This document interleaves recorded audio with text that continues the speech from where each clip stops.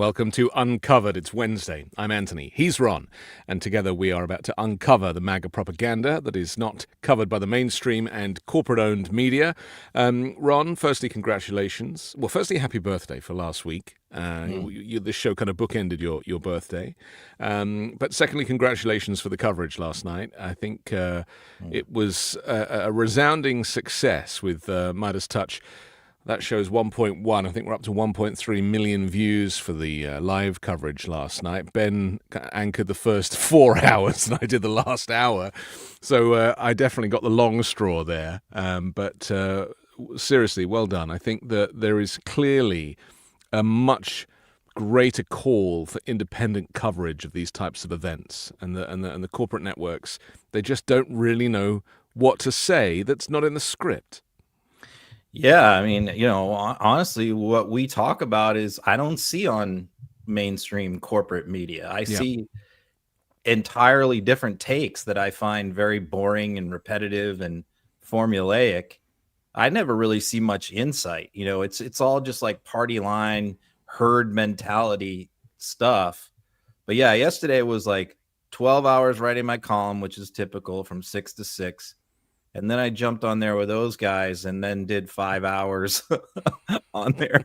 So I slept from 2 a.m. to 6. So well, I you might look be a little, fantastic. Might be a little low energy here today, but I'm trying my best here. That's okay. We'll let it go. I mean, Zohran Mamdani's schedule makes yours look like child play. I mean, we were discussing last night, weren't we, how he was visiting the night shift workers in New York and then going to clubs and DJing and then hitting the day team. And it's been relentless. And in fact, this is something that Kamala Harris talked about in her book, referencing Joe Biden, that she said that he was definitely able to president at his age. But the campaigning is something that you need to be an athlete to be able to do. And it's an awful lot, and Mamdani definitely has the strength both of character but physically to be able to pull this off and win. I don't think Trump could do that anymore. Yeah, sometimes people forget that campaigning is part of the job. It's communications is part of the job. They get in their positions and they think, I'll just do this, do the governing part or whatever it is, and as long as I do a good job, everything will take care of itself. I remember George H.W. Bush fell into that trap, not just Biden. I think Biden probably would have been out there if he could have, but he just physically couldn't do it. Yeah.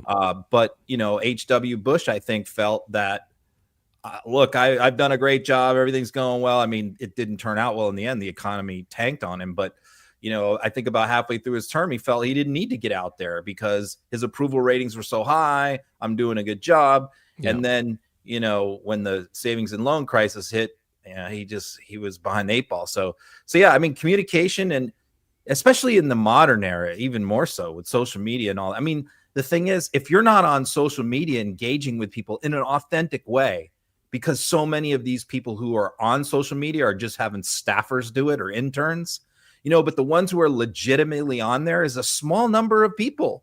I mean, maybe like 10% of the members of Congress like legitimately post on social media themselves. And that's just a function of, I think, of them being older, a lot of them. Yes. Yeah. One thing I noticed, and I don't know if Mamdani's actually talked about this out loud or not. I've never heard anybody address it. So correct me if I missed it. But if you type Zohran in his correct spelling, Zohran, into your phone, it autocorrects to Zoltan, right? Now, Zoltan from like the Zoltan machine in the movie Big, where it reads your fortune. And so what Mamdani has done is he's taken the graphic logo of Zoltan that you see on the arcade machine, and he's kind of used that for his name. Now, this might sound trivial, but this is genius, Ron. You type in Zohran, it autocorrects to Zoltan, and so somebody in his team or even him has gone, well, why don't we use the Zoltan typography in your marketing? That is the level of effort and genius that I think lends itself to New York and certainly to a campaign such as this. I mean, did you notice that? It gives you, yes, and it gives you there's so many examples like that from his campaign where, because I followed it, and I was just like the words that he would use, the terminology, the phrasing, like the stuff that he would use. I think I'm like fairly plugged in. I'm not like a total, old boomer, guy who doesn't get all this stuff. I kind of get most of the pop culture references and stuff, but this guy is like throwing stuff out there I never heard. I was having to look up stuff all the time. Yes. But the thing is, like, his voters, understood it. And look at the number of young voters he brought out. I mean, just a tremendous number. I mean, he just destroyed Cuomo in the under 40, under 30, and that's part of it. It's just like everything he did. I kept saying to myself, could Schumer do this? Could Jeffries do this? Yeah. No. Do you think it might be a wake-up call for the likes of Chuck Schumer? Because, I don't think he obviously must know that people are saying, come on, man, hang up your hat, just make some space. He probably doesn't really understand why he still thinks he's got it. But do you think seeing Mamdani and this level of detail and nuance and authenticity and effort that goes into this type of campaign makes Schumer go, oh, hang on a second, I'm completely out of touch? I mean, it has to be obvious. I don't know if he is completely out. I don't know if he's paid any attention, but it has to be obvious to any person with a brain, and he's not stupid. I mean, he's a smart guy. But he wouldn't endorse him. Huh? He never even, not only did he not endorse him, but they asked him on election day who he voted for, and he wouldn't say. I mean, it's like, okay. It's like, do you want to back the loser, Chuck, or what? Most people said they have no doubt he voted for Cuomo. So, I mean, I don't know that, but, a lot of people speculated that. So obviously he couldn't say that if he did. But I think part of it is, ADL, AIPAC, I mean, his big money donors that he relies on to bankroll a lot of these Senate campaigns didn't want him, laid down the marker and said, do not do that. And he follows the money guys.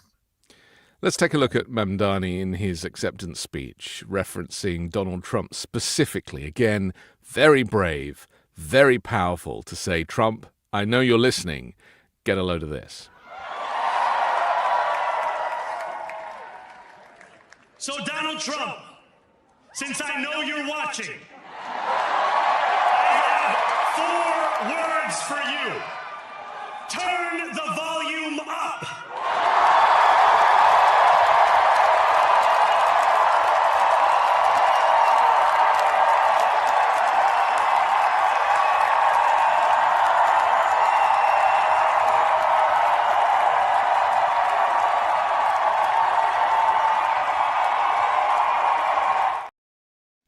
And he's not afraid to sit in the applause either. A lot of people don't know how to take applause, and to be able to sit in it and to hold still and to actually allow it to kind of form part of the speech is a great skill. And I was so impressed. As a former coach, I was looking at him going, you've hit every textbook marker here.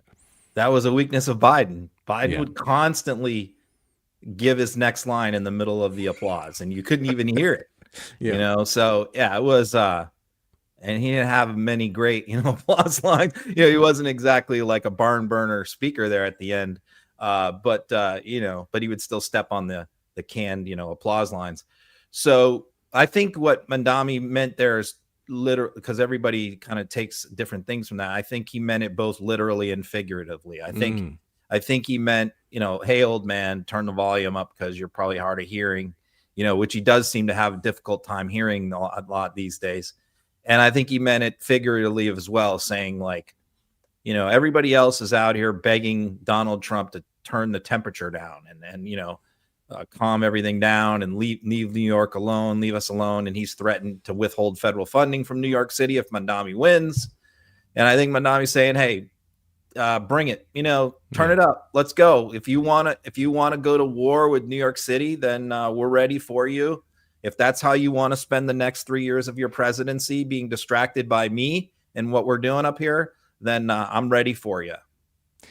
it's just great to get some pushback directly to Donald Trump, because the media don't do it. Journalists don't do it in interviews. He's surrounded by yes people and sycophants and family members, and there is nobody to ever stand up to Trump. And as you and I discussed in the live coverage last night, we kind of came to realize that maybe he does believe this stuff. It's not Trump kind of lying all the time. Like, he has literally been told that he's much more successful and business is better than he realizes. And so he's just marinating in his success. He doesn't have a clue what's happening on Easy Street or elsewhere. Yeah, and a lot of the reporting from behind the scenes talks about the fact that, like, remember the time when he said, no, we won that court case? I forget which one it was like back in February or March. Right. And they asked him about it, and he's like, no, we won that case. And they lost. And the reporting came out later that Stephen Miller told him that he won, is what, and I think that they feed him fake polls. There's so much reporting that everyone in the White House is afraid to bring him bad news. Like, they're all scared of him. And they know he's going to blow a gasket if they bring him something that's negative. And so, and they know the opposite is true, which if they bring him positive news, good news, he rewards them. He pats them on the head. Right. You're the golden child today. And so I think that they just go out of their way to find everything that they can to feed him that's positive. So I think when he says, I've got the greatest poll numbers ever, I'm winning, everybody loves me, I think that, like, he's not straight up lying about that, although he lies about everything. I think he's actually become convinced by his people around him that is true. I mean, the only channel he watches is Fox, and that's all you see on Fox, right? So but what you're describing is elder abuse. Yeah. And it's also, it's very interesting. I mean, on a psychological level, to get your head around. Initially, the people around him knew that you have to give him some sugar because he doesn't operate without the sugar. And that sugar then turned into outright lying to him, knowing that if they told him that they'd made $22 trillion worth of investments, that he was going to go and repeat it. It makes me think about my grandmother, who's 95, I think. Wow. She's been in assisted living for a while. She has dementia. And, my mom and my aunt were just having this discussion where for the longest time they would correct her when she would get something wrong. She would say, oh, I just went with your grandfather to the store last week. And they'd be like, no, grandpa's been dead for 20 years, Yeah. So they would argue with her and correct her. But now they're at the point where they've stopped doing that. It's like easier just to humor and go, okay, yes, mom. And I think that's what's happening with Trump in the White House. They're like, yes, your polls are great. What we're discussing now is exactly the point we made earlier of what you won't hear on mainstream and corporate media. Yeah. Right? Getting under the skin of how much of what Trump says is based on actual facts and how much he's been fed and how much he's being humored and or abused by his handlers. And this is why it's very important to have these conversations, because if this is the case and this guy is in charge of the nuclear codes, as everybody uses as a kind of barometer, because, this concept of Armageddon under this man's rule is so terrifying that something needs to be done about it. And, we don't have to really worry about that too much because there is a check on the nuclear football, and that's the Secretary of Defense. Oh, well, that's fine. So we know that Pete Hegseth will make sure that nothing bad happens. Yeah, he won't be halfway inside a whiskey bottle or anything like that. Man, what is happening? Anyway, so let's not break the joy of last night, though, okay. Because it's don't bring up the nuclear codes. No, it's my fault. But in reality, because we've all been depressed, and some of us have admitted it, and I've talked about it in videos and things, like this terrible sense of dread for the country as a whole. The idea that the country is in a depression, both economic and psychological, because of Donald Trump and his use of language. I mean, when he said the other day, when they were talking about the Venezuelan boats, and he's just like, well, we'll just kill him dead. I mean, I had a really bad night that night. I just felt so sad about it. But yesterday there was a fuel injection of pure joy to know that there is a movement that is now waking up and is willing to take on this regime with joy, to coin a Kamala Harris phrase, but also with intent. And that is that affordability is what Mamdani ran on, especially for the community and the immigrant community in New York, which, I mean, as far as Cuomo is concerned and any other candidate, they have been completely ignored. Let's take a quick look at him referencing the immigrant community. All right. We believe in standing up for those we love. Whether you are an immigrant, a member of the trans community, one of the many black women that Donald Trump has fired from a federal job, a single mom still waiting for the cost of groceries to go down, or anyone else with their back against the wall, your struggle is ours too.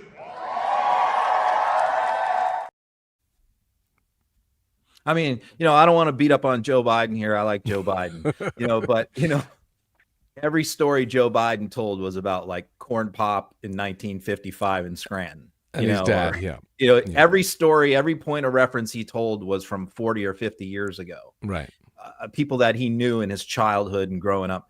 And, Mamdani, every story he tells is about somebody he met yesterday, and these are real people that you can imagine these conversations happening. He names them sometimes. And so much more effective. I used to remember screaming at, the Biden advisors saying, just make a rule. Like, he can't tell any story that was before 1980,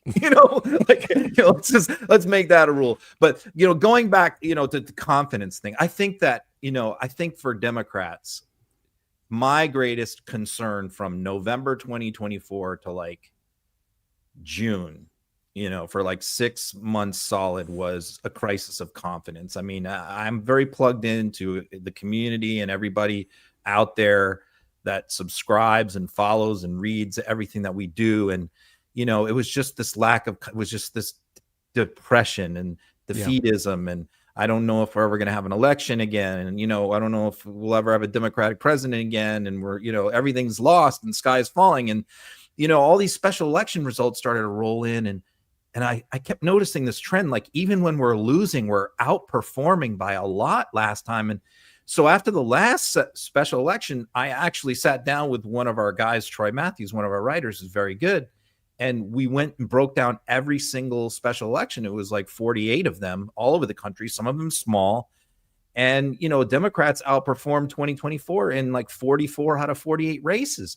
And so I thought, wow, this is maybe this will get people to, give them some hope. I did an article, I laid it all out, and it got like almost no engagement. It was like, almost like people are like, we don't believe you, Yeah. But then I think No Kings was like another, I think some of it was the special elections. People were like, we want to believe, but we're not sure. These are kind of small races. And then No Kings happened. And then the second one was big. And then the last one was massive. And I think that's when that was a turning point, really. I think people really started to like go to those things and see so many of their friends and neighbors out there and go, man, something's happening here. Yeah. And now this, I think the crisis of confidence is now over, and I think that shifts to the Republicans where they have to be worried. I just think we're not overconfident, but I think we're energized. I think a lot of this goes down to leadership and the leadership vacuum that we have experienced since Kamala Harris lost the election and Joe Biden left the White House. That people need to be led. I mean, this goes back to Jesus' days. I'm not reinventing the wheel here, right? There is a sense of that. Yeah, it's true. There is a sense that knowing that someone's got your back is really important for us. We are inherently tribal, and the fact that there was a vacancy in that role, I think, was quite unnerving.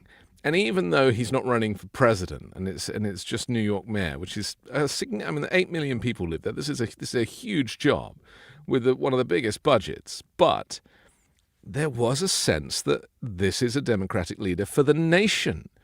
last night. And it's because there was a vacancy and he kind of slotted right into it. And the fact that he's talking to Trump, he wasn't talking to his opponents in New York. He was talking to the leader of the nation as a whole. And so it really is Trump versus Mamdani. And he'll be old enough to run for president by the time the next election comes around. He's not born in the United States, so, you know. Oh, he was born in Uganda, wasn't he? So forget about that. Oh, shucks. You had it all excited. You had it all mapped out, right? I did. I had it all worked out. Okay, well, maybe the rules will change. He could run for governor of New York, certainly. That's true, yeah. Or senator, but right. I think he's going to be happy with the city for a while. Yes. Although, you know, New York City mayor, it's not like an all-powerful thing. It's kind of watered down a little bit, the power structure. So, you know, he might get a little frustrated with that, you know, but especially if he doesn't have allies on the city commission and things like that. But I think he's going to accomplish quite a bit, you know. And I predicted also last night, I said, you know, he's going to be Fox News's whipping. But they used to have, like, I remember back in the day, you know, they would have Nancy Pelosi on all the time. She was the demon. And then, of course, was Obama. And then it went to AOC, was the communist that they would, you know, have talk about her all the time. Now it's like Mamdani 24/7 on Fox. It's like the Mamdani network. Literally the entire day of all the elections that went on all around the country, the whole programming day today on Fox was about him. And that's not going to stop. They're going to make him like the poster, the face of evil in the United States, you know. I wanted to ask you about this because, you know, there's two ways that Trump could go now. He could go quietly with his tail between his legs. That ain't going to happen. Right. So the likelihood he's going to double down on all this propaganda about Mamdani being illegitimate in some way or being a terrorist, or maybe they'll find some kind of rent payment issue like they did with Letitia James and try and turn him into a felon in the eyes of the public. My worry is that they will lean in that way. Gavin Newsom made some very serious points last night also about election interference, because I think seeing this groundswell of support for Mamdani and this progressive movement, this new left, as we started to call it last night, there's a chance that Trump and his minions will ramp up their election interference for the midterms and the general.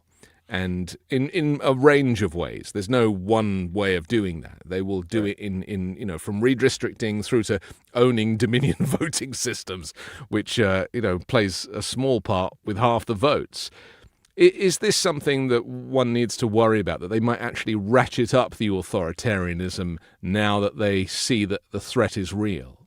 Yeah, well, I mean, one thing that he tried was to threaten, you know, to withhold the federal funding and say, and he did that again yesterday, where he said, you know, if he wins, I'm not going to throw good money after bad. He's going to screw up the city so bad if I give them money. You know, first of all, he doesn't give anything. No. Congress appropriates funds. Right. New York has a congressional delegation that includes several Republicans, too many, in my opinion, that need to, people like Stefanik, people like Lawler, that need to bring the money back home, people like Maliotakis. And so when Trump threatens to withhold funding from New York, I'm like, okay, where are the New York Republicans speaking up about this move? But that didn't work. Obviously, that intimidation tactic didn't sway any voters. But like, is he going to try and do that now? Is he actually going to say, like, you know, like he canceled that tunnel project, which of course is now a lawsuit? You know, is he going to start doing that? He's doing that with disaster aid. We've seen that, where he's granted disaster aid to, like, over the last few months to like 6 Republican states and denied it for like 4 Democratic states. Right. So that's California's... the pettiness that is Trump. Whether that'll influence elections, I don't know. It might go the opposite, because I think his threats do the opposite in many cases, where it just makes people even more mad. This is what I was thinking, that maybe this is going to push him into a place that is so evil and so cruel and so dark and also so obviously corrupt that there will be people peeling off of the Republican vote, knowing that they just can't endorse this kind of behavior, which is so anti-American. Let's listen to Gavin Newsom and what he was saying about redistricting last night. He said this election was rigged, and he's moving to look for criminal prosecution and investigations at the Department of Justice. He is not screwing around. So tonight, I'm proud, but I'm very mindful and sober of the moment we are living in. Donald Trump does not believe in fair and free elections, period and full stop. This is not complicated, and it's self-evident to anyone paying attention. This is very important, isn't it? Because, Trump has the leverage potentially. He's referencing this Truth Social post that Trump put out saying the unconstitutional redistricting vote in California is a giant scam in that the entire process, in particular the voting itself, is rigged. All mail-in ballots where the Republicans in that state are shut out is under very serious legal and criminal review. Stay tuned. I mean, the irony that he started this in Texas himself is not lost on any of us. Yeah, I mean, look at the difference. I mean, he just ordered Texas, get me 5 seats, reconvene a special session, get me 5 seats. Didn't go to the Texas voters. There's no commission. There's no nothing. The Republican and the Democrats tried to, even left the state to try and deny a quorum, force them under threat of arrest to come back. And Republicans pushed it through with 0 Democratic votes and 0 input from the people of Texas. And they redrew the lines to give Trump what he wanted. California went through an entirely different process. Mm-hmm. I mean, they went through a referendum. First, it was passed by their legislature. Then it went through the referendum to the people. I mean, you can't get more Democratic than that, infinitely more Democratic than what Texas did. And yet here you have Trump complaining about mail-in balloting again, because all the trend lines show that the easier you make it to vote, that more it favors the Democrats. Republican Party is older, whiter, they're all retired. And, they typically vote on election day. That's what they do. But Democrats have more working people, and they like to vote absentee. So, and they like to vote early. I do too. So it's just, that's the only reason why he doesn't want to cancel those things because they are unreliable or invite fraud. He wants to cancel them because that's what Democrats like to use to vote.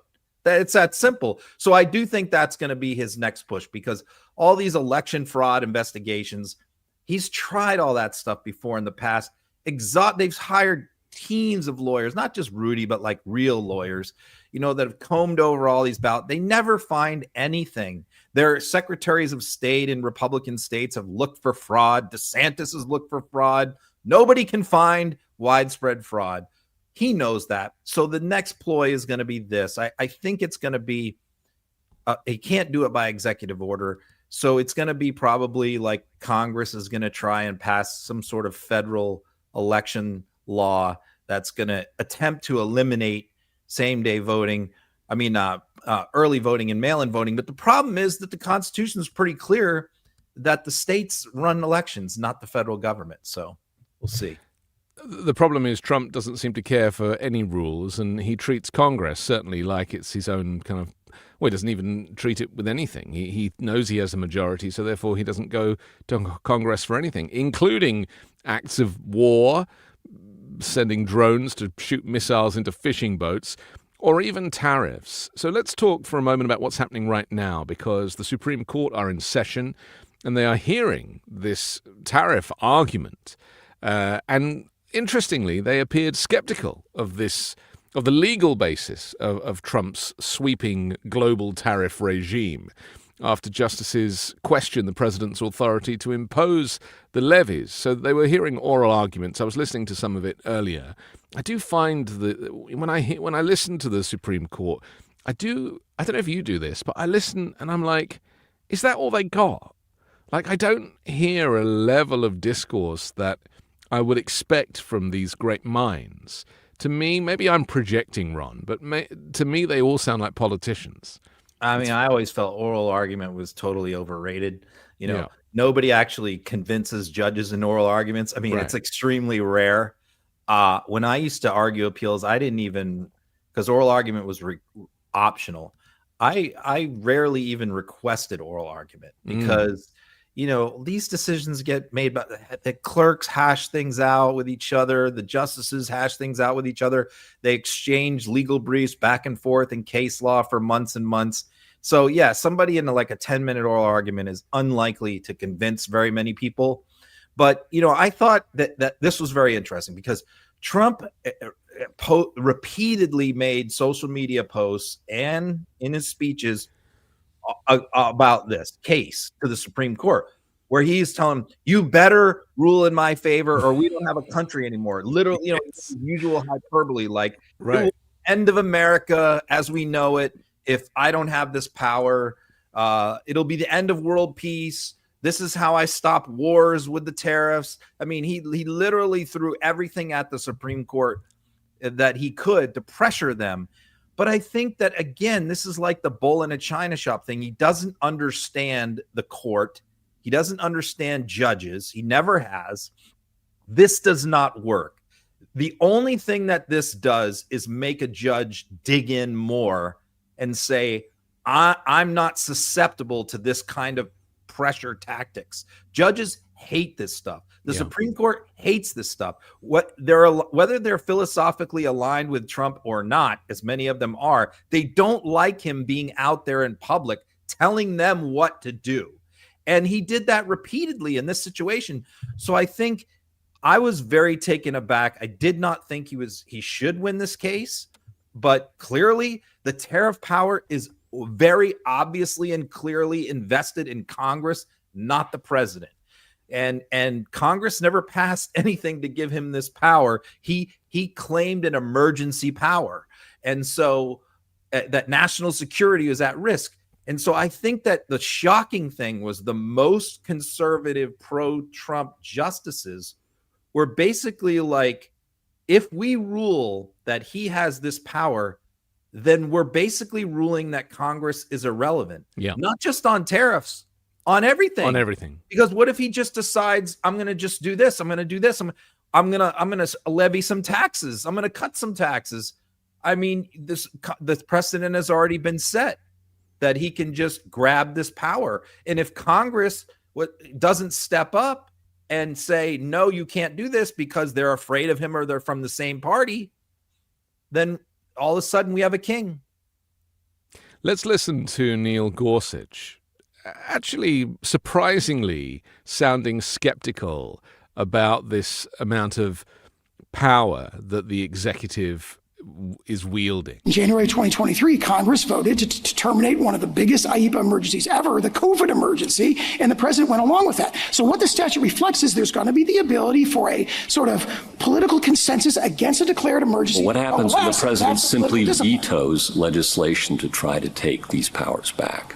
Well, he has the authority to veto legislation to terminate a national emergency, for example. I mean, he retains the powers in the background because IEPA is still on the books. But if he declares an emergency and Congress doesn't like it and passes a joint resolution, yes, he can absolutely veto that. Yeah, so Congress, as a practical matter, can't get this power back once it's handed it over to the president. It's a one-way ratchet toward the gradual but continual accretion of power in the executive branch and away from the people's elected representatives. I disagree with that, and the recent historical counterexample of Congress's termination of the COVID emergency demonstrates that the political oversight with the president's assent, meaningful.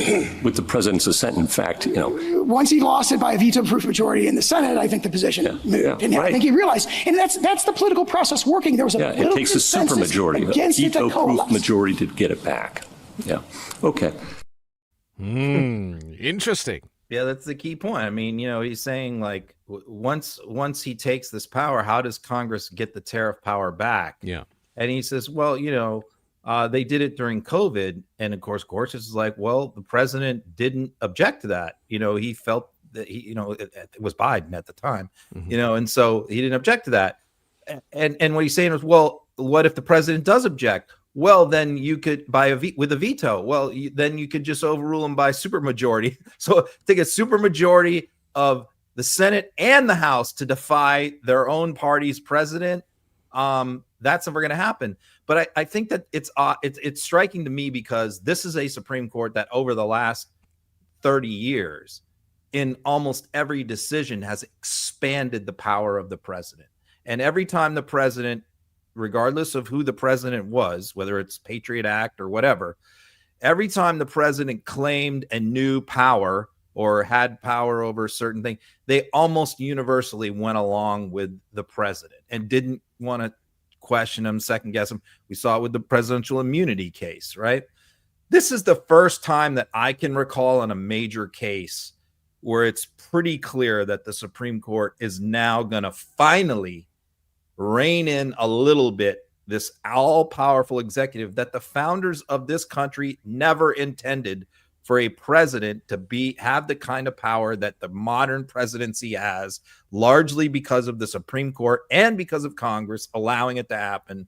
I think this decision is going to be 9-0 or 8-1, maybe 7-2, but they won't get more than 2 votes. Trump won't get more. Might get Thomas and one other, but he won't get more than that.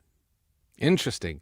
We might have to wait till July, though, to find out. I mean, I think they'll expedite this. Really, I hope so. Well, because the entire economic policy is based on this. The biggest problem that they had was asking, okay, what if we rule against the president? What about all the money that's been collected? This was their biggest concern. Right. Was like all these billions and billions of dollars been collected from all these companies. Like where's that money, and do we give it back? How is it going to be given back? I think that that's going to be the main hang up for them. I think they're going to deny this. They're going to overturn this thing. They're going to grant the appeal and overturn this thing. But I think like the nuts and bolts of like how these refunds are going to work, that's going to be a nightmare. But what does it mean for Trump and his policies going forward? Because he doesn't have any other economic policy other than supposedly charging foreign nations import duty, which of course we know is paid by the importer in the US. So all these countries who have made these, quote unquote deals, like UK, based on, now not all of them are covered by this case. Some of them are outside of this case, but there are a lot that are. So the question is, are these, let's say the Supreme Court rules, okay, that was your tariff on UK that you originally opposed is null and void. Now is UK going to come and go, excuse me, we want to renegotiate that deal that we made on the aluminum, tariffs. You could have literally like almost every country that he negotiated deals with, stepping in and saying, okay, well, those deals are over. And you're going to have thousands of companies and small businesses, tens of thousands all over America saying, where's our refund? Right. Putting in claims. What's that going to do to the deficit, which is already exploding? But what's it going to do to the world stock markets? Because they also would be affected by this hugely. Goodness. Imagine it. The stock market, I think, during oral arguments went down quite a bit. I haven't looked at it lately, but I know during oral arguments it went down because it wasn't looking good. Right. And what the stock market doesn't like is turmoil. They don't like the tariffs, but even more than that, they don't like uncertainty and turmoil. If they do rule as you think they will, I am very much looking forward to the humiliation that Trump will experience, because it would be entirely humiliating, considering that, going back months to when he brought out that chart in the Rose Garden when it still existed and kind of showed all these random percentage numbers for these countries that he didn't like, that he was charging them 45% because he felt like they'd been ripping us off. I mean, it puts pains to all of that stuff, and he doesn't have any other policies on the table. Here's the thing. Go on. Every president has imposed tariffs going all the way back to George Washington, but he would have to do it the way they all did it, which is negotiate with a country, with your trade advisors, a detailed in-writing plan that typically is like hundreds of pages long. It's very specific. That has to be submitted to Congress, and Congress must pass it.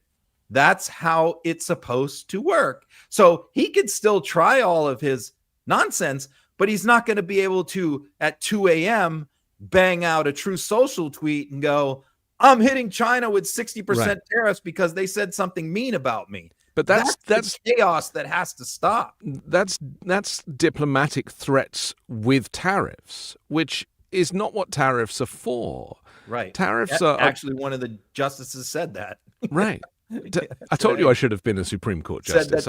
Tariffs they're taxes. They're not supposed to be like foreign policy tools. But because Trump doesn't have any skills of diplomacy and doesn't understand the relationships. I mean, he doesn't understand free trade either. He thinks that if a country is buying less than we are buying, then they're ripping us off. He doesn't take into account that they're completely different sized economies and populations. So the fundamental fact that he doesn't get what trade means or free trade means is part of the reason why we're in the mess that we are. And this ruling would turn his entire kind of, it's just a production, isn't it? This whole production upside down. Yeah. I think we're getting an expedited ruling. I think it's going to come out like end of the month, after Thanksgiving, somewhere around there. But I think that if there's any holdup, it's going to be on the mechanics of how it's going to work, because the Supreme Court doesn't want to step into that either. But this, how refunds are going to happen. They're probably going to issue an order like directing Congress to figure it out. Talking of Congress, do you think if Mike Johnson wasn't such a puppet and sycophant, that some of these issues relating to tariffs could have been alleviated because there is another buffer in the Speaker of the House? But because he is benign, Trump has been allowed to do these things. If it was a former Republican speaker, let's say, somebody who had some cojones, do you think there's a chance that there would have been some filtration between what Trump decides to do and what ends up happening on the tariff front? Definitely. I mean, the speakers that were there in his first term would not have done that. I mean, I'm talking about Paul Ryan, of course, was Pelosi for part of it. But the first part, I don't think Paul Ryan would have gone along with this. I don't think Kevin McCarthy would have, to be honest with you. I don't think there's any way that most of these tariffs would pass Congress because I would say the majority of Republicans in both the Senate and the House are against most of these tariffs. And so that's why Trump did it the way he did. He can't, there's no possible way that 90% of these things would get through Congress. And so his only choice was to do it this way. I think that the fact that Mike Johnson is there and blocking it, because the Senate has already overruled some of his tariffs, but Mikey won't bring it for a vote in the House. That's right. So that's the problem, is that Mike Johnson is a total puppet. And I think that's what Gorsuch was saying is, and there was some other discussion too, not in that clip that we saw, but there was another part where one of the justices said, well, if Congress just decides to let the president do whatever he wants and they don't say anything, where are we at? That's a good point, because I think that's what they were saying is that's pretty much what we have right now. Well, they could have thought of that when they gave him presidential immunity as well. I mean, this is a hypocritical argument. By giving the president kind of legal free reign and blanket immunity is no different to this situation with tariffs, where they're like, oh, well, if he's just going to do what he wants, you are literally enabling him. I want to play this CNN clip where Mike Johnson denies knowing anything that Donald Trump has said. This is how Mike Johnson operates. He pretends that he hasn't read it or he hasn't seen it or he's only just heard about it and he can't form an opinion. He doesn't know anything that Donald Trump does. Let's take a look. Listen. They're shut down. I don't know anything about that. I didn't see the interview. You have to ask the president about that. I don't know any of the details of that yet. I just heard about that literally. I was walking in. I don't know the details about that. I've just read it. I didn't talk with him about that. I don't know the latest developments. That's first I've heard of that. I don't know anything about it. I don't know what you're talking about with the children. I haven't seen that, so I'm not going to comment on it. I mean, like Dick Cheney died, what, like 2 days ago? Yeah. So the news that was announced at like 7 a.m. Johnson's press conference was 2 hours later, and he was talking about that Dick Cheney died, and he gave his little, as much of a tribute as Trump will allow him to give Dick Cheney. Trump hates his guts. Yeah. And he never mentioned his death, by the way. They did fly the flag at half mast. I was curious about that. Like, what was Trump going to be? Because they're always supposed to when a vice president or president dies, And I was thinking, like, are they going to do it for Cheney? Because Trump hates him so much. They actually did. Probably somebody did it without telling him. Right. So I think a lot of that goes on in this administration, right? Yeah, People but the point is that Mike knew all about that news, and that happened at like 4 a.m, so, but he doesn't know about, what Trump did the day before when he makes a policy announcement. I mean, obviously he knows, he's just playing this dumb game, but it works. It works because of what I said on Twitter. What I posted was, this is the game that he plays with the Congressional Press Corps, which is they will ask him, well, did you see what Trump said yesterday or what he did yesterday? What's your comment? I don't know anything about that. And then, they could follow up the next day and come back the following day and say, okay, it's now been 36 hours. We asked you about it yesterday. Have you now seen it? And can you now answer the question? They could have done that on the crypto question. They asked him the crypto, what Trump said. He didn't know the crypto guy that he pardoned. Mike Johnson said, oh, I didn't see the 60 Minutes interview. So we come back on Tuesday, yesterday. Did they ask Mike Johnson on Tuesday? Nope. They moved on. So this is why he gets away with it. The press corps is negligent. They don't follow up. They ask him one time. He says he doesn't know, and they move on, and they never ask him about it again. This is a theme that frustrates me as it does you, that there's no pushback in Congress between politicians. There's no pushback in Congress from the media to the politicians. And then there's no pushback in news studios when politicians show up from the media.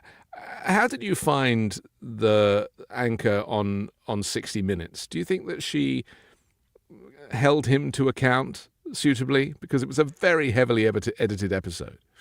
No, I mean, I wrote a Substack where I actually went through each of the key moments and wrote in the Substack what I would have asked instead of how I would have phrased it. Yeah. Or what the follow-up I would have asked, because there was no follow-ups. There was no fact checking. It was just, these questions that are easy to get around. I mean, I'll say the only thing she did good is when he tried to go off on tangents or, change the subject, she would stop him. So I'll say on that, I would say this, about 70% of the questions were good questions, and she didn't let him go off on tangents. That part of it was good, but I thought there were a lot of questions that needed to be phrased a lot better. Instead of yes or no, ask why. Not did you do this, yes or no. It's what we know you did this. Why did you do it? Explain why.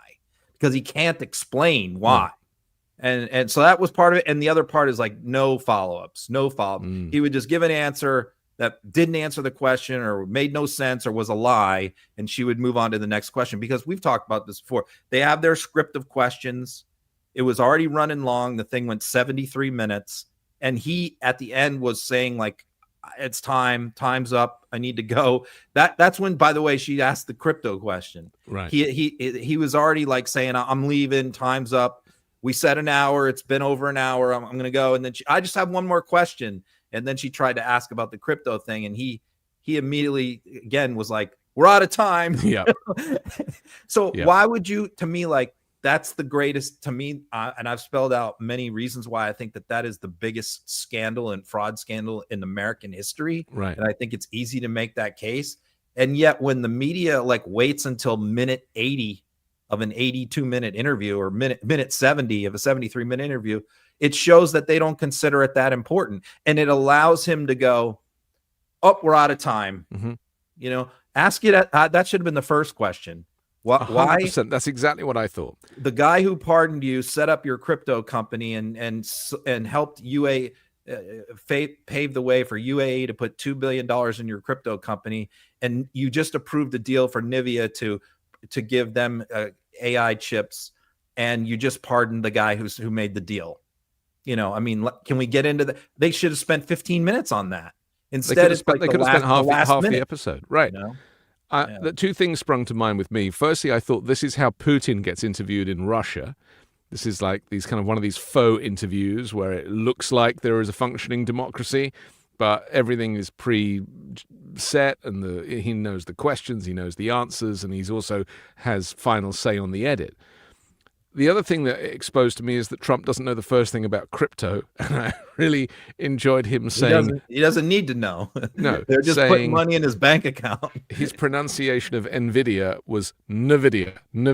And I was like, man, it's like just nothing is right here. We're really like talking about somebody who is completely detached from the job at hand. The only thing he's interested in is construction of the ballroom and playing golf.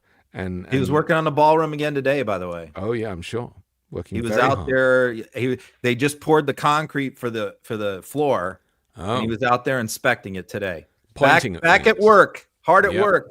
Hard at work. All right, we have to take a quick break, but I want to come back and talk about Kash Patel and his flying machines. Nancy Mace had a meltdown. You can tell us what happened there, and a whole lot more. We'll do that next on Uncovered. Do you ever scroll the headlines and feel like every push alert just raised your blood pressure? Yeah, same. That's where IndaCloud comes in. IndaCloud is a fully legal online dispensary. No cards, no dispensary runs, no mystery gummies from a friend's cousin. They've already delivered over 10 million gummies, mountains of flour, and enough pre-rolls to get through another election season. Every product is tested in DEA-certified labs and ships straight to your door discreetly. Looking for better sleep? They've got a gummy for that. Need to take the edge off without a hangover? They have something for that too. And if flour's your thing, IndaCloud does exclusive deals year-round. No gimmicks, no fine print.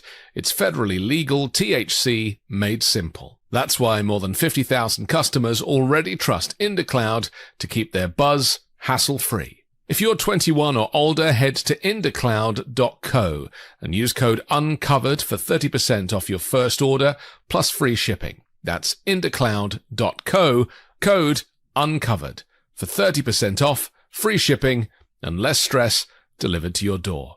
Support the show by filling out their quick survey when you ordered, and thank IndaCloud for making the news cycle just a little easier to handle.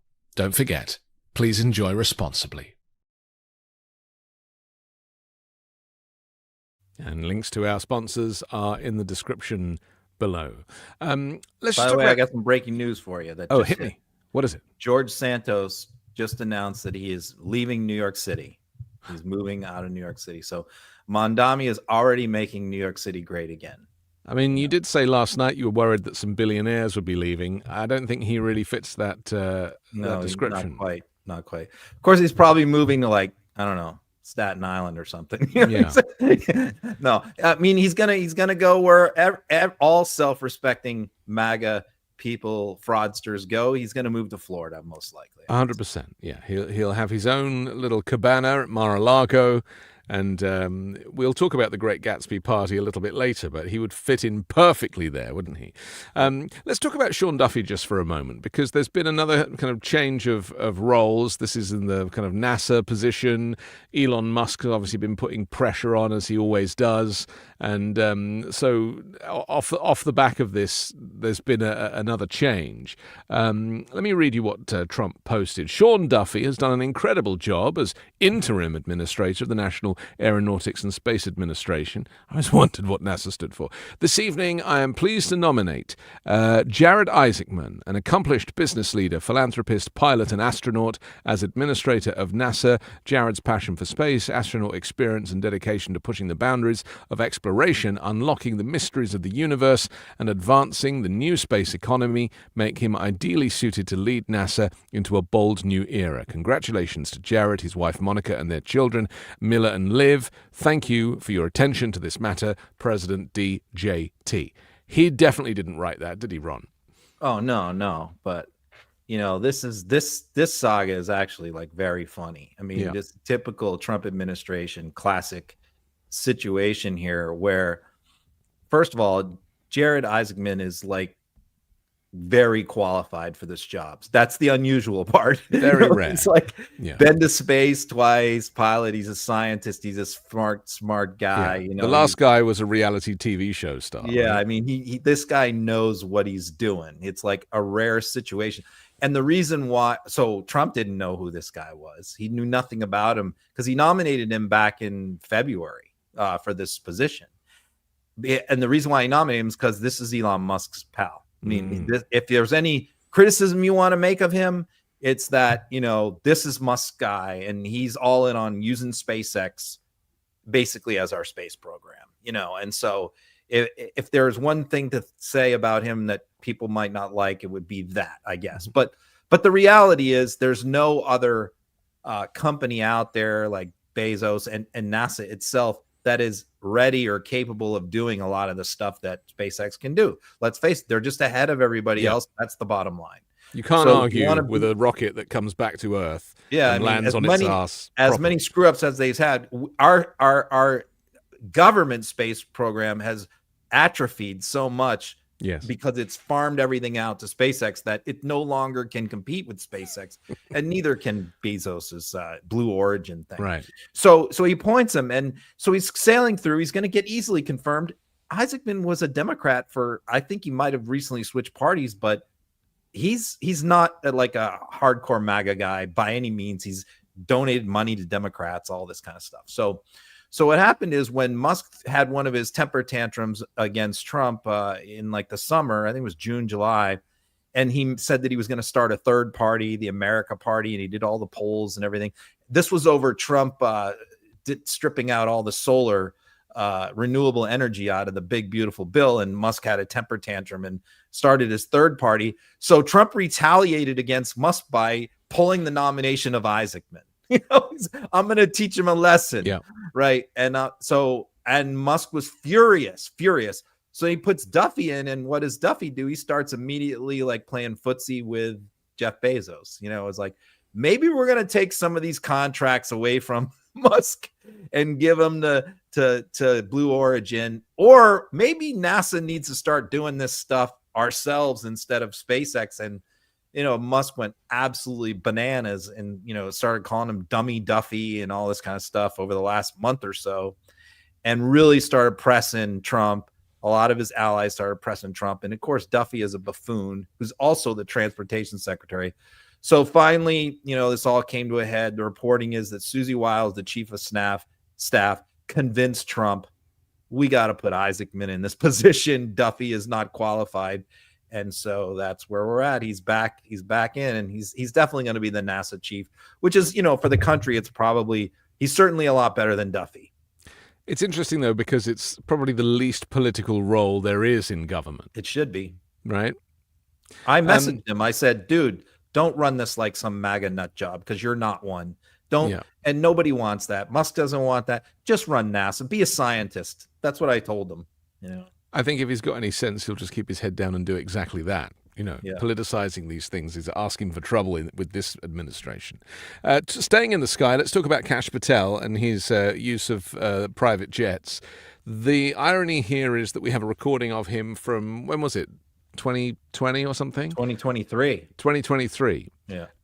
Criticizing Christopher Wray, who had the similar role as the FBI director at the time, for using private jets paid for by the public purse. Let's take a look. And I'm not saying take all their funding. I'm not the defund everything guy. I'm just saying Chris Wray doesn't need a government-funded G5 jet to go to vacation. Maybe we ground that plane.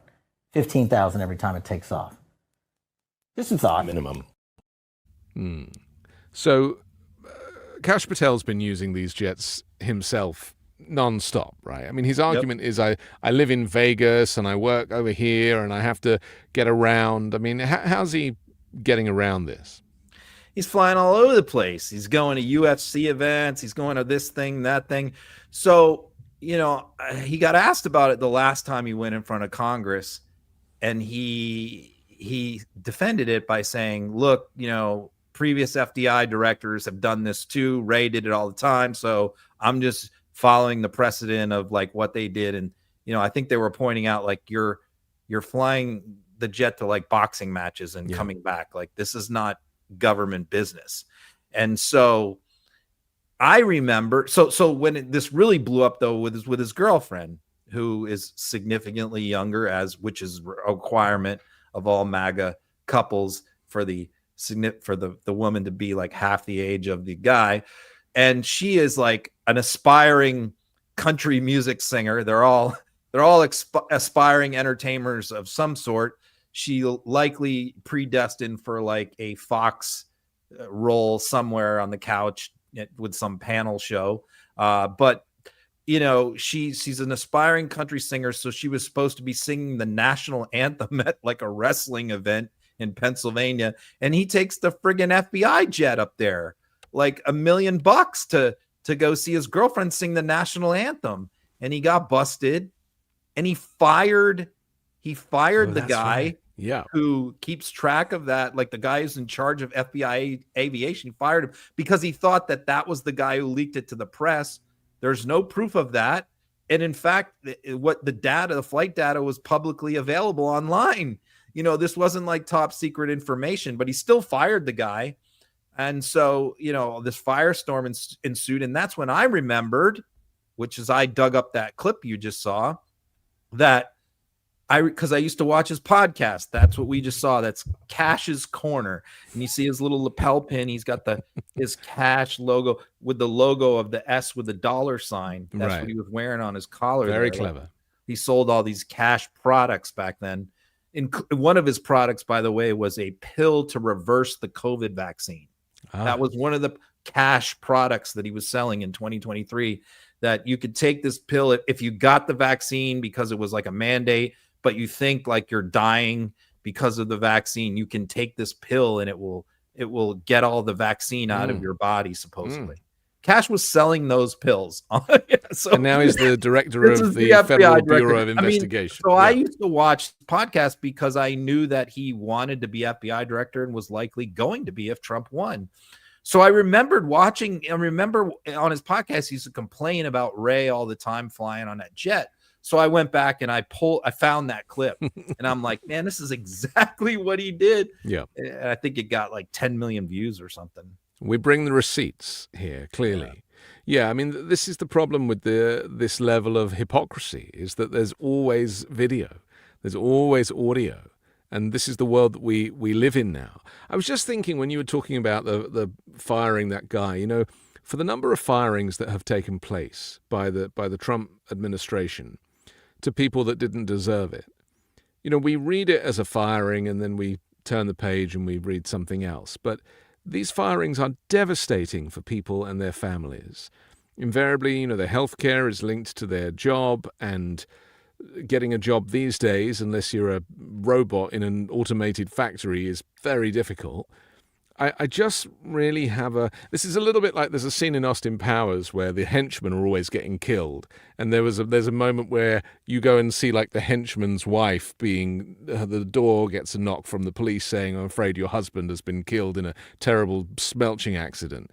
And it's like the little caption comes up, you never know what goes on with the henchmen when they die in these kind of action movies.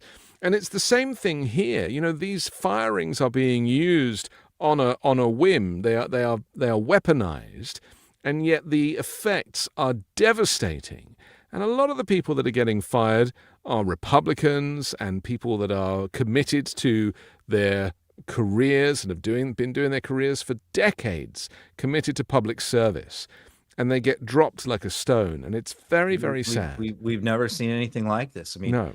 Federal prosecutors getting fired just because they were assigned to work on a January 6th case. It's like they weren't like crusaders. They were just like, we need you to work on this guy who beat up a cop. They don't get a choice. We need you to go interview some witnesses. Okay. Yeah. And now you're 4 years later, you're fired because you did that. This is what's happening. I mean, and what you just said, look, I was a federal prosecutor, I was assistant U.S. attorney. Like, people don't realize how difficult it is to get these jobs. I mean, you go through so many interviews. It's so competitive. I remember mine, there was one spot and there was 10 people and they were all highly qualified, very competitive. And then you land one of these jobs after numerous interviews. And then you spend, 20 years working your way up, going to all these seminars and continuing education things. And you're building your retirement and your pension. And you get to a certain level as a career government employee. And then all of a sudden you're fired because this guy took a flight to see his girlfriend, which you had nothing to do with. But you lose your job because it got made public. This guy was probably there 20, 25 years, and now he's out on the street. And a lot of these government jobs are not translatable in the private sector. Right. It's not like you can just go out and find the same job overnight. You can't. I mean, I could, because prosecutors can become defense attorneys. So it's easy to transition. But I mean, to be in charge of like aviation for the FBI director, I'm not, I'm sure there's aviation jobs out there, but not many like that. But it contributes to the brain drain in the US. And this is something that is very serious. And it starts, in education with universities, and just the kind of pushing out of anybody that questions anything, that is actually a thinker. And all they want are people that are compliant. And the problem with having a kind of compliant workforce is that nothing gets scrutinized. And so this brain drain exists across not just the federal government, but it extends to the private sector too, because people drop out. It is a real problem, and the H-1B visa is connected to that too. Bringing in the brightest and the best people. You stick $100,000 tariff on that, or a levy, you're suddenly wiping out all of the smarts from around the world. And so when we talk about America being one of the greatest places for medicine in the world, it's partly because they've brought so many great brains in from outside. Sure. This is brains the that other long-term countries effect of would love this. to have. Right. The long-term effect of this is going to be very damaging to the U.S. Absolutely. Countries are lining up to take those people. Right. For sure. Yeah. It's crazy. I mean, and we're already seeing that in the criminal justice and the federal. I mean, Judge Janine there in the DC circuit, which is one of the most important federal circuits in the country.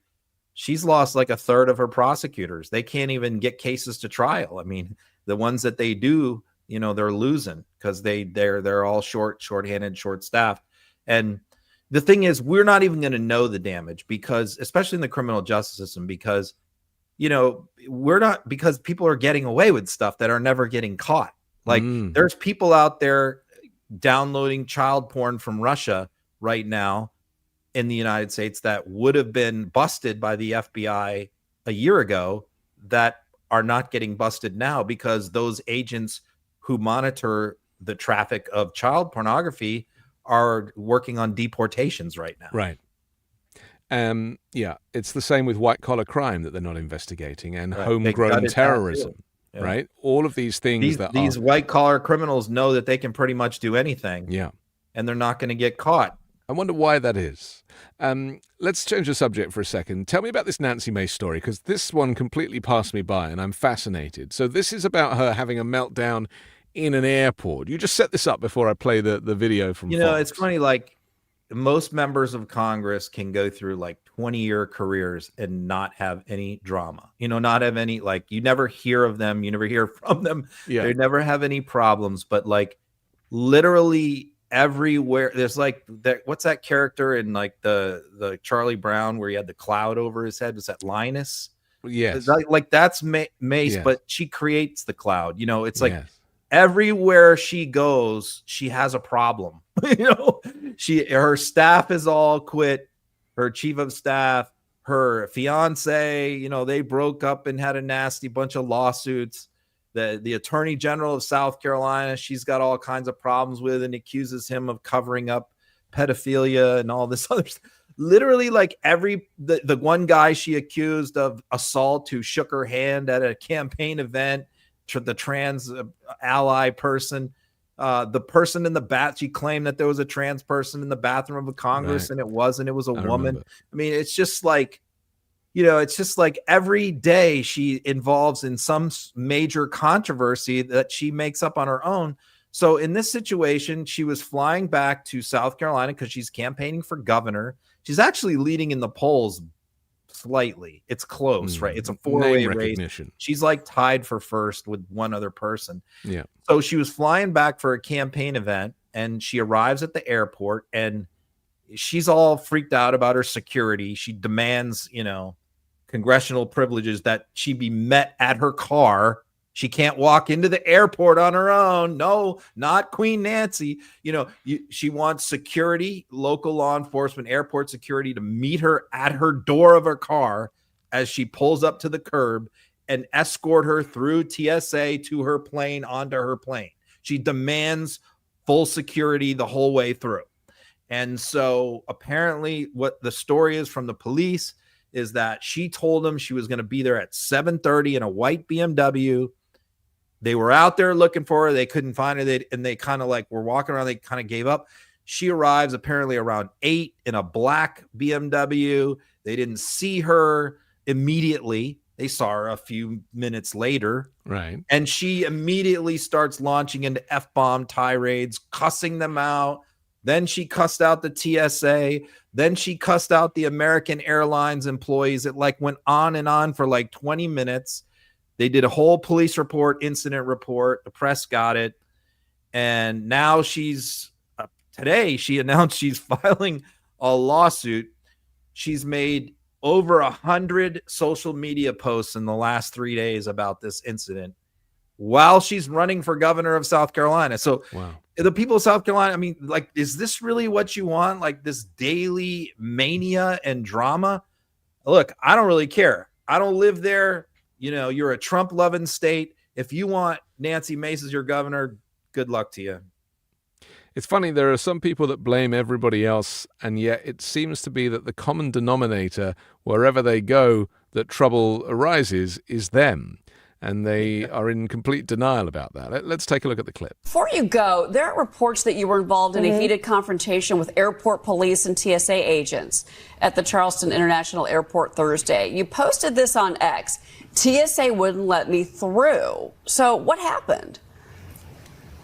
Well, one of the rumors last week was that I was blocked by TSA, which was not, in fact, true. Yes, I did have an interaction on Thursday. I want to be very clear here. We saw last year 2 assassination attempts on President Trump.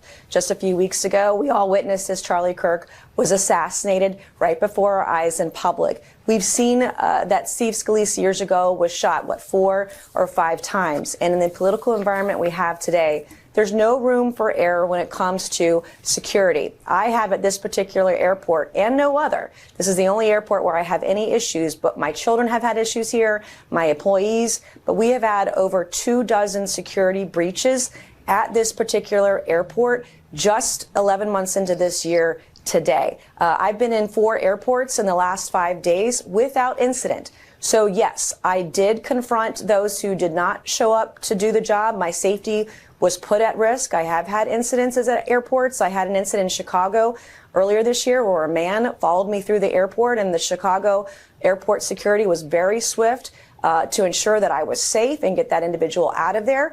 I had other incidences where someone tried to physically have an altercation with me at one of the DC airports.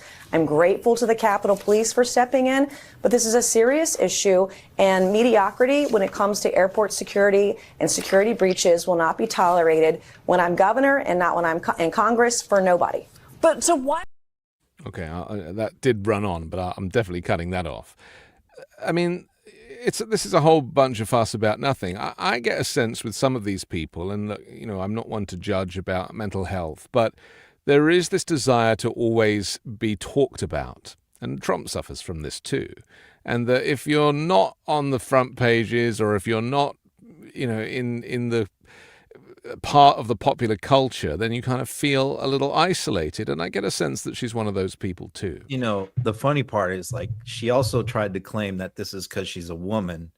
And she mentioned in one of her 100+ social media posts, This would never happen to Tim Scott, senator from South Carolina.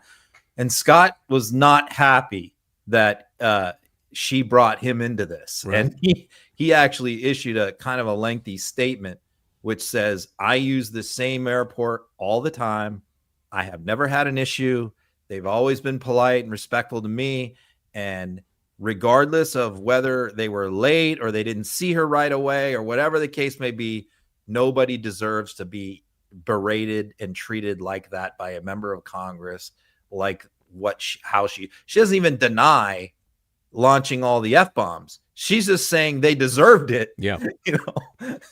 It's on video. She can't deny it. Right. Yeah. Some people are troubled and are consequently troublemakers, and it will just follow them around, sadly. Let's talk about somebody else who maybe started out as a troublemaker and is softening somewhat, and that's Marjorie Taylor Greene. I watched her on Bill Maher the other night, and I didn't enjoy the fact that she was, he was on one side, there was another guy on the other side, and they were just like taking the mickey out of her, and it did feel wholly unfair. She handled it quite well. I actually made a video about something she said about, people being successful because they're rich, and I went off about 10 minutes on a video talking about why you shouldn't equate wealth to success, and yet here in the US that is really the barometer. But that aside, she seems to be coming round to a lot of the Democratic thinking on several issues, and she went on The View this time, which again is a space that she would probably typically not go to. Let's take a quick look. And I'll do anything I can to work hard to save Maybe you this should become country. a Democrat, Marjorie. No, I'm not a Democrat. You want to know something? I'll say this. I think both parties have failed. Congresswoman Marjorie Taylor Greene stunned the women of The View during an interview in which the firebrand Republican broke repeatedly with President Trump and charmed the hosts by showing off her softer side. I believe that people with powerful voices like myself and like you, and especially women to women, we need to pave a new path. This country, our beautiful country, our red, white, and blue flag is just being ripped to shreds, and I think it takes women of maturity to sew it back together.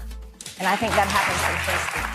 During the appearance, the politician also called for the release of files from the investigation of pedophile Jeffrey Epstein, a priority of congressional Democrats opposed by Trump, who has called interest in the case a witch hunt. It seems like very rich and powerful men are being protected, she charged, and I will sign anybody's resolution, and I'll get on board with anyone's wish to release those files, because this is about women, especially when they were teenagers, were victims of rape and sexual abuse by Jeffrey Epstein. And according to the victims, there's a list of men that they haven't released yet. Apologies for the AI voice there. That was the New York Post.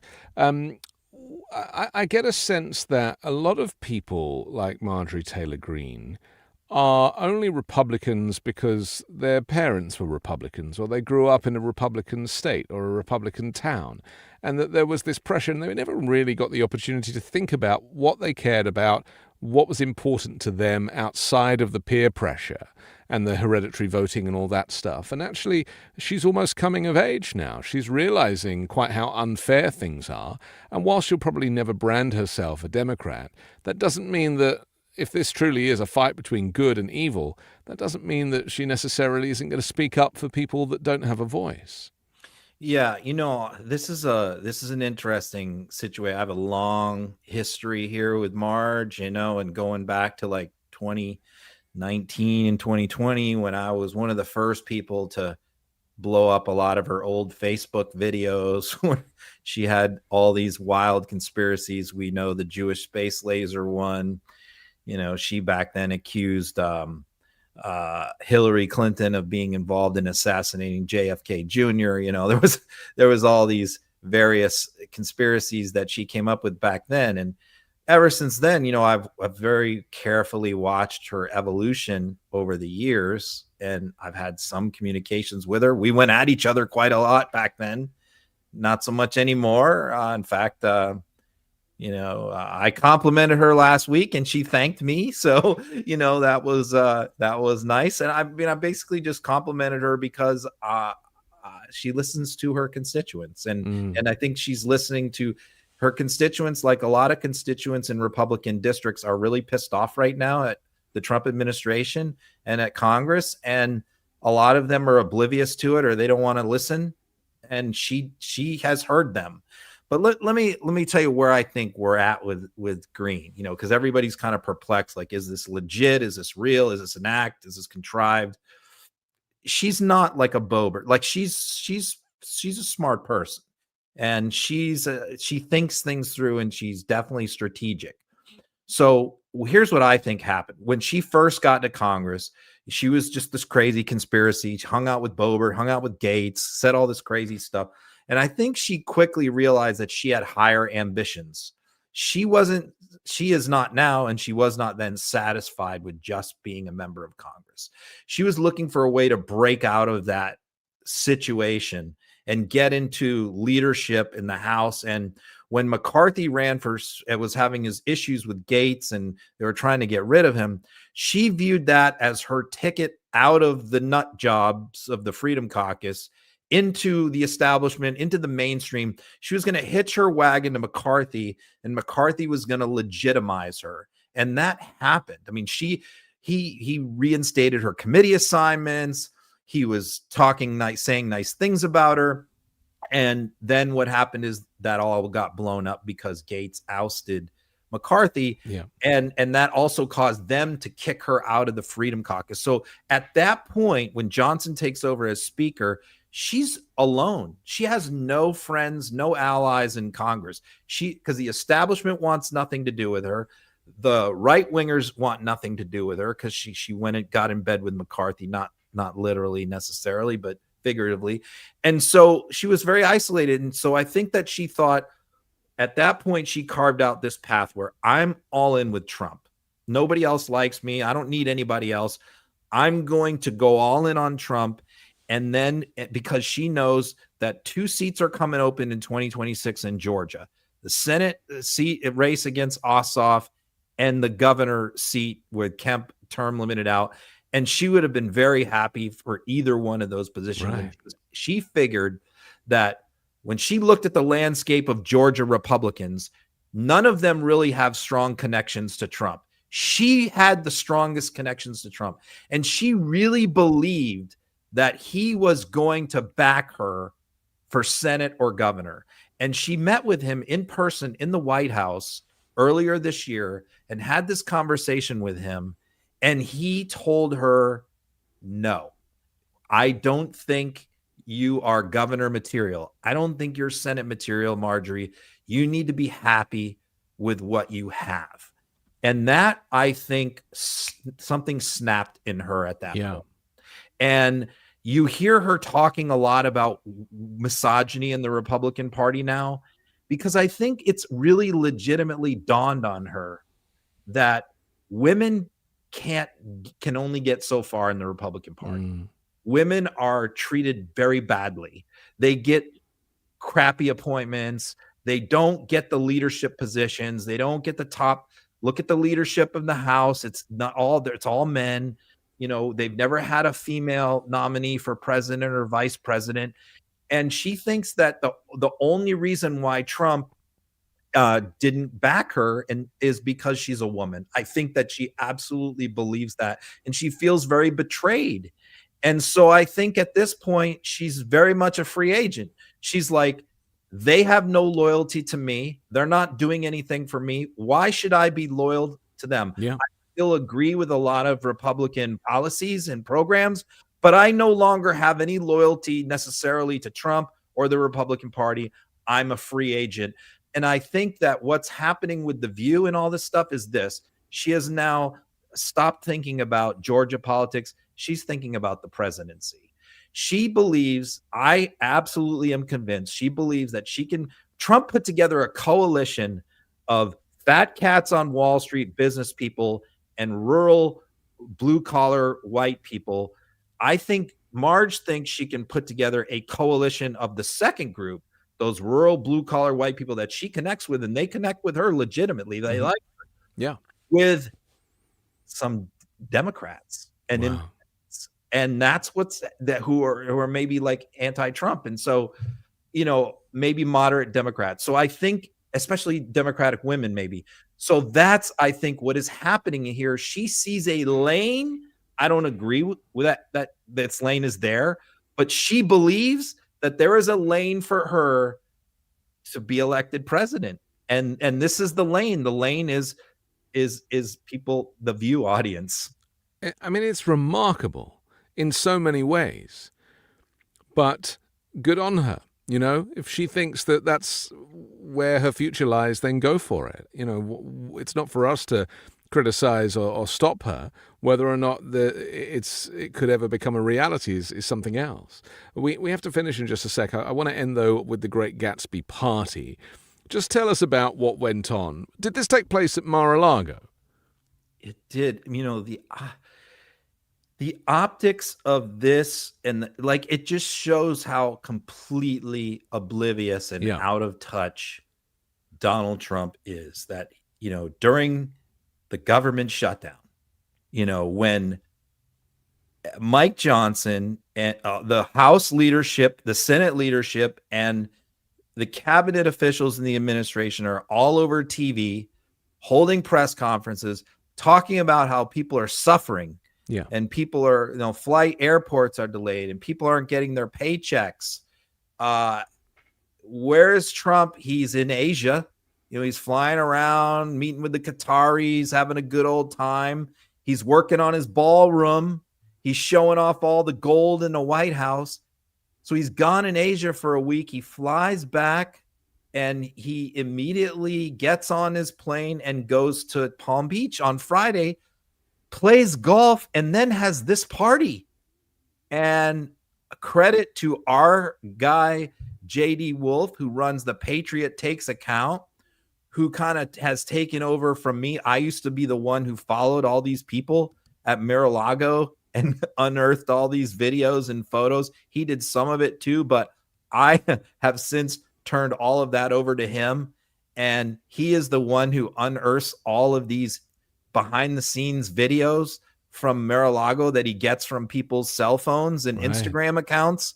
And that's how this got out there. It wasn't reporters. Reporters never get this stuff. This isn't from CBS or NBC. It's from Patriot Takes, from Midas Touch. That's the only reason why the world sees all of these images. Right. And I think it had an impact on these elections. People 100%. saw that, they were outraged. I think that video that we posted from JD is like 15 million views this week. And that's because people are pissed off about it.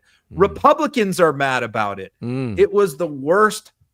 It was literally the worst possible optics. And the other thing that was great is all the Democratic members of Congress picked up on this and were talking about it, retweeting it. And it shows the synergy. A small independent media company, Midas, dug this up, found it, and then Democratic members of Congress grabbed a hold of it and used it against Republicans in Congress. That's how the new media is supposed to work, man, because we can't rely on ABC, CBS, and NBC to do anything like that. No, they wouldn't even ask the question. But the irony of a Great Gatsby party as a kind of Halloween party, it's so Trump. It's just right up that kind of Mar-a-Lago alley, because that's how they see themselves, that as the great and the good, and that everybody else to them are vermin. And as the sooner that people wake up to this, and I'm talking to Republicans here, the sooner that the tide will turn. Not that it hasn't already turned, of course. Our congratulations to Zohran Mamdani, a great win, as well as the governor races and all the other wins for Democrats across the country. If you want to listen to the audio podcast of Uncovered, you can download that later tonight. You can rewind, watch it again, comment down below, share the show, check out our sponsors there, and we'll come back next Wednesday with another Uncovered. Thanks a lot, Ron. All right. See you next week, everyone.